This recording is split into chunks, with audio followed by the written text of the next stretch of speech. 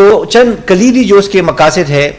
हम ये क्यों करने जा रहे हैं। एक तो ये है कि हम ये सारे international experts, donors, health ministers, ख़ास करके लो एंड मिडिल इनकम कंट्रीज से इसलिए बुलवा रहे हैं कि हम मिलजुल के बैठ जाएं और एक तफसीली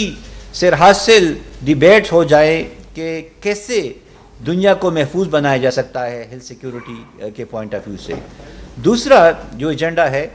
जो हम इससे हासिल करना चाहते हैं कि हम मिल बैठ के एक सस्टेनेबल फाइनेंसिंग मेकेनिज़्म तय कर लें कि जो इंश्योर कर लें कि fast track, fast feed financing disbursement हो उन लोगों को, उन ममालिक को जहाँ पे उनकी ज़रूरत है, यानी उनकी सियासी या उनकी माशी सूरत हाल के बरअक्स उनकी जो सेहत की ज़रूरियात है उसी के तहत उनको वो फाइनेंसिंग फैसिलिटी मैसर हो और वो फाइनेंशियल मैसर हो। इसी तरह ह्यूमन रिसोर्स वैक्सीन जो तीसरी है वो वैक्सीन इक्विटी के हवाले से, वैक्सीन इक्विटी का नारा भी हम ही ने शुरू किया था कि वैक्सीन को बकदरी ज़रूरत डिस्ट्रीब्यूट किया जाए, ख़ास करके उन ममालिक में जहाँ पे मैन्युफैक्चरिंग कैपेसिटी नहीं है। इसके साथ साथ एक बड़ी चीज़ जो थी वो थी पेटेंट की मोनोपोली। आपने देख भी लिया कोविड में कि अमीर ममालिक के साथ अपनी ज़रूरियात से 3 गुना ज़्यादा वैक्सीन मौजूद थी, लेकिन गरीब ममालिक के पास 20% भी नहीं थी। तो ये इक्विलिब्रियम और बैलेंस क्रिएट करने के लिए हम एडवोकेसी कर रहे हैं कि वैक्सीन इक्विटी को हम इंश्योर कर लें कि वबा की सूरत हाल में एक ऐसा मेकेनिज़्म हो कि वो वैक्सीन की ट्रांसपोर्टेशन और उसकी फिर तरसील उनकी सेहत के निज़ाम में ऐसी मौसर तरीके से करें कि उन गरीब ममालिक को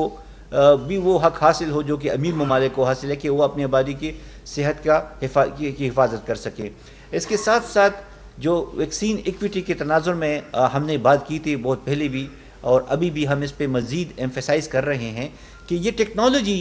ट्रांसफ़र की जाए। ख़ास करके पाकिस्तान के तनाजुर में तो मैं आपको कह सकता हूँ कि हम तो बड़ी सीरियस हैं, क्योंकि आप ही की लोगों से हमें ये शिकायत आती रहती है कि वैक्सीन काफ़ी नहीं है, जो कि हकीकत है। वैक्सीन हम नहीं बना रहे हैं जो हमारी ज़रूरियात के मुताबिक बहुत ही कम है, बल्कि है ही नहीं।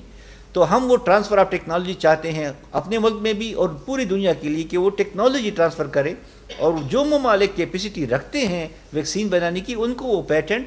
एक मेकेनिज़्म के तहत वो ट्रांसफ़र किया जाए ताकि वो वैक्सीन भी बना सके, अपनी ज़रूरियात भी पूरी कर सके और फिर अगर एक्सपोर्ट की उनकी साथ फैसिलिटी है या वो कैपेसिटी है तो एक्सपोर्ट भी कर सके। इसके साथ साथ एक और जो बहुत बड़ा डायलेमा है दुनिया का, और Pakistan was the first country to raise slogan against it, that was to make health apolitical। ये मेरी फर्स्ट स्पीच थी अक्टूबर में जब WHO के रीजनल कॉन्फ्रेंस में मैं गया था, ख़ास करके गज़ा के तनाजुर में मैंने कहा था कि हेल्थ को एपोलिटिकल होना चाहिए। हेल्थ का पॉलिटिक्स के साथ कोई ताल्लुक़ नहीं, हेल्थ को ह्यूमैनिटेरियन लेंस से देखा जाए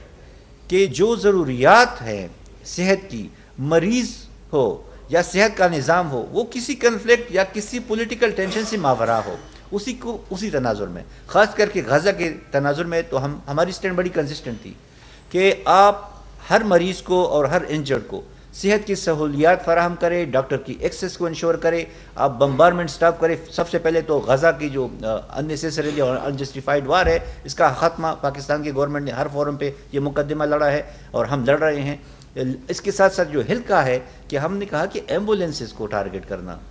बच्चों को टारगेट करना, मासूम आबादी को टारगेट करना, सेहत के वर्कर्स को टारगेट करना, ये कहाँ का इंसाफ है या कहाँ का वो अदल है। तो इसके लिए हमने आवाज़ उठाई है और इसी समिट में ये भी एक एजेंडा पॉइंट है कि हम चूँकि नॉर्थ और साउथ दोनों कंट्रीज से, दोनों रीजन से लोग आ रहे हैं, तो हम उनको इस पर कन्विंस करेंगे कि हेल्थ किसी भी सूरत हाल में ये एपोलिटिकल हो, इसका पॉलिटिक्स के साथ कोई ताल्लुक़ ना हो और जो